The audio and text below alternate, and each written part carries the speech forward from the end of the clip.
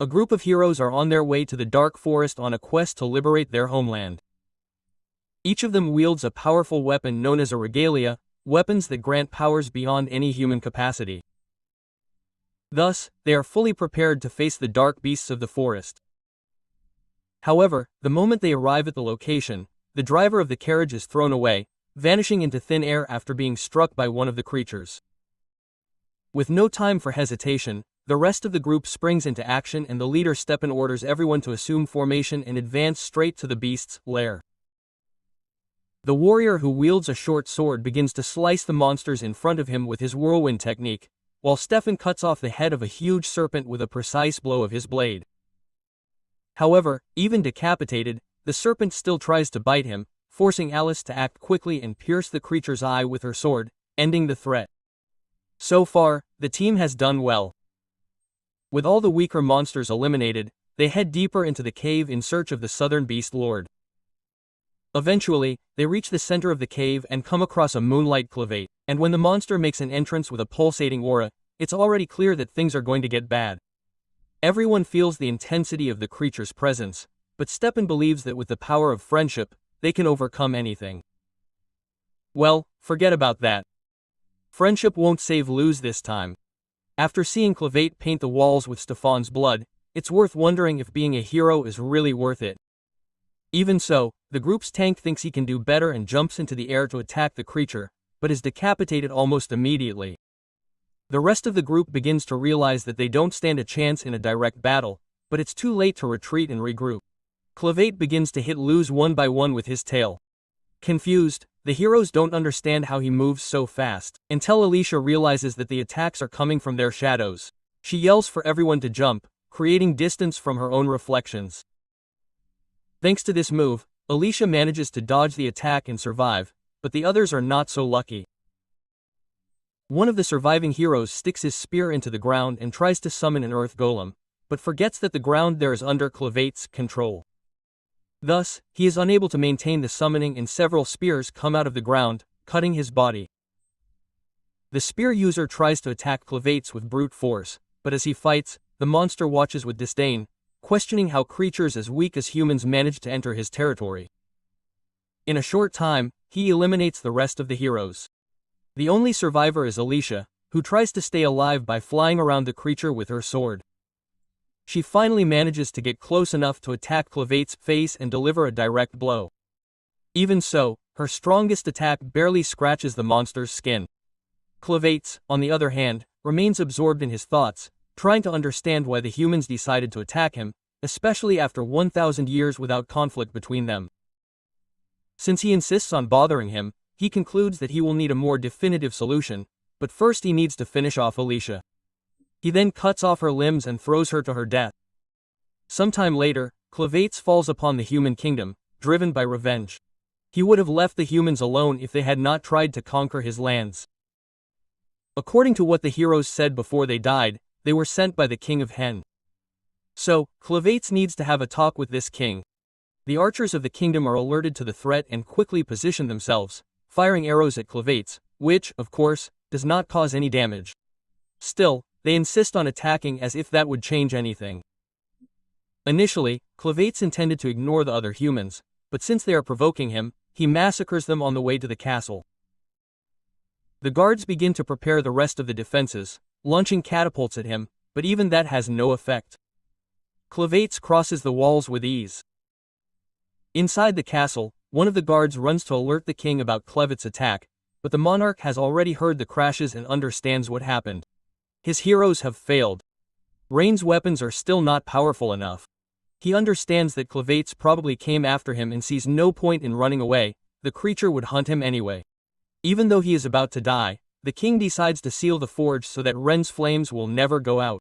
Meanwhile, Clevatess notices that the humans in the castle are much weaker than those who attacked him before.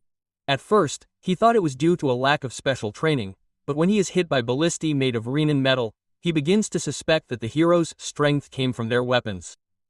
Looking back, he realizes that although Alicia's blow did not cause significant damage, her sword left a mark on his horn, something that should not be possible. Even though humans are like insects to him, an insect with a stinger can still be dangerous. Clevatess decides to find out the secret behind this. Deep in the castle, the king checks for Ren, but the walls begin to shake. He realizes that Clevatess is close and hurries to seal the place.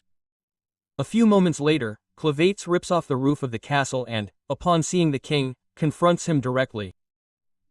The king tries to maintain his composure and demands respect, but Clevatess interrupts him saying that if he wanted to, he could exterminate the entire human race in the blink of an eye.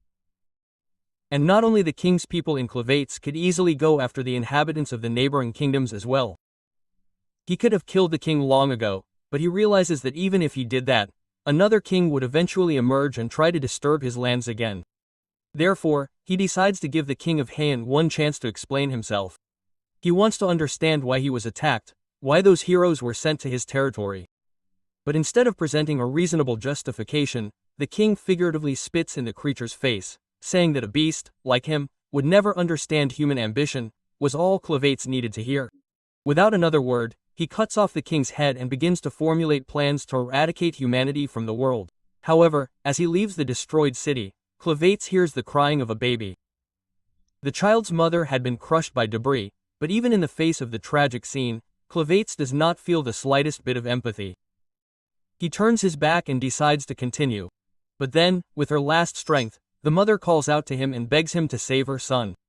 The woman's boldness surprises him. He reminds her that he was the one who brought ruin to the kingdom and that he is determined to exterminate all humans. So why would he save a human child?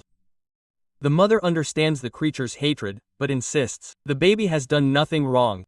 The evil of adults should not fall upon the innocent. Clevatess sees no value in discussing the innocence of a baby. For him, all humans are equal. But curious, he decides to play with words. He asks the woman if she is capable of proving that the child is worth saving.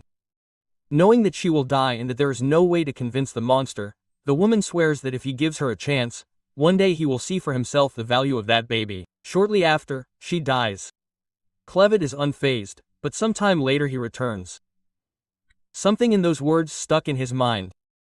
He still does not know if it was a good decision, but compared to his long existence, the life of a human child is insignificant. Out of curiosity, he decides to take care of her. In the land of Ethia, there are 5 races, humanoids. First, the Dan, a numerous people skilled in architecture. Then the Orgs, experts in hunting and medicine. The Sladen, aquatic beings skilled in swimming and fishing. The Bent, barbarians strong individually, but incapable of cooperation. Finally, there was the kingdom of Han, the oldest among the humanoids, known for their mastery in forging weapons, such as the legendary blades of Ren. The world extends beyond Ada, but its borders are surrounded by darkness, home to the Black Beasts and the 4 Beast Lords. One of them is Clevatess. For this reason, humans have never dared to cross the borders of the continent. Back in Clevatess' cave, he takes the baby with him. After scaring the other creatures so that none dare to devour him, he lies down next to the child to rest. But now a new dilemma arises. What to do with the baby? He can transfer part of his energy to keep him alive, but the child is covered in fees and this is beyond what he is willing to bear. If he wants to keep the baby alive, he will need a human to care for him. Clevatess then returns to the battlefield where the heroes fell. Among the bodies he finds Alicia, who suddenly wakes up, confused, looking at the sky. She wonders if she is in the afterlife, but when she sees Clevatess in front of her, she realizes that she is still alive or almost. She tries to grab her sword, but Clevatess warns her that he has already thrown all the weapons along with the bodies of the other heroes into the abyss. The only reason she is still there is because he found her useful. Technically, Alice is now a walking corpse sustained only by the dark energy he infused into her. But enough explanations. Clevatess orders her to be useful and asks for something very specific: milk. It takes Alice a few seconds to understand what he is asking for, but he is not joking and he is not asking either, he is ordering. He needs milk and that is that. Using his powers, he forces Alice to obey. After several minutes of frustration, Clevatess finally realizes that this will not work. Alice explains that she has never had children and therefore cannot produce milk. Furthermore, she does not understand why Clevatess, of all creatures, would be interested in keeping a baby alive. He doesn't feel the need to justify his reasons, but if she can't provide milk, she'll have to be useful in some other way. As long as Clevatess keeps feeding the child with his energy, it won't die, but it will remain eternally hungry. So he asks if there's another way to get milk. Under the influence of the dark energy, Alice can't disobey. She tells him that he'll need a lactating woman and a wet nurse to feed the baby. But to do so, he'd have to go to a human city, and his current appearance would cause immediate panic. Faced with this, Clevatess decides to assume a human form to infiltrate. Without many options, he chooses to take the appearance of the baby's mother. From now on, his name will be Kren and the baby will be called Luna. Kren orders Alice to guide him to the nearest village. However, before they leave, they need to stop so she can wash Luna's blanket. While washing it, Alice notices something strange. The blanket has the royal crest of rain embroidered on it. Meanwhile, in the ruins of the ancient kingdom of Hen, news of the tragedy has spread and a scout is sent to inspect the wreckage. He cannot believe that a single dark beast could cause so much destruction. To him, this was exactly why attacking one of the beast lords had always seemed like a suicidal idea. And what's worse is that the attack occurred on the same day that the crown princess was supposed to flee the kingdom with her child. Back at the river, Alice confronts Kren and asks if he knew that Luna belonged to the royal family when he decided to take the baby. Kren replies that he has no idea what she is talking about. Then Alice shows him the blanket and explains that the cloth in which Luna was wrapped has a royal emblem, something that only members of the royal family can wear. Hearing this, Kren begins to connect the dots and realizes that the place where he found the baby was on the ruins of the castle. So it makes sense that Luna is royalty. But to him, this does not change his plans at all.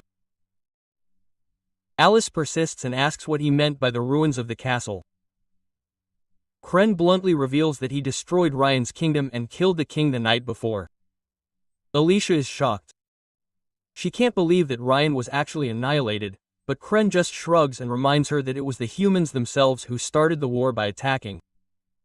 Lou only has one answer. For Alicia, it's much more serious if Luna really is the last living member of the royal family. That means a lot of powerful people will come after him. Kren, curious, asks why. Alicia explains that only members of Hen's royalty have access to the special forging techniques used to create Ren's legendary weapons. She immediately realizes that she's said too much. Kren hadn't thought much about Luna's future until that moment, but now that he knows how important it is, he begins to seriously consider the idea of making El the new king of the humans. That way, he could control everything behind the scenes, and if the humans overstep their bounds again, he could destroy them completely, without mercy. But for now, the priority is still to get milk to feed Luna. So Kren orders Alicia to hurry. Alicia, in turn, still doesn't understand why he cares so much about the baby. However, she is absolutely certain of one thing. If something happens to Luna, Kren will destroy all the humans on the continent.